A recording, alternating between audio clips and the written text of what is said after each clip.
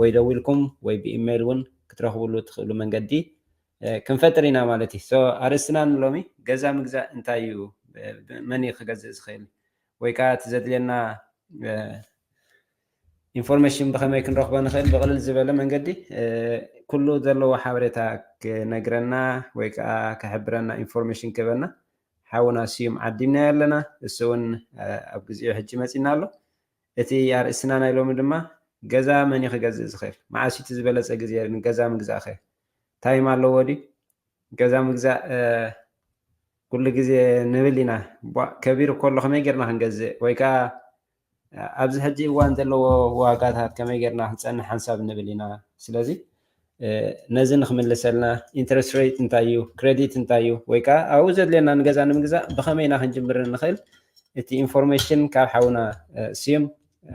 ኣብ ዝሓለፈ ከምዚ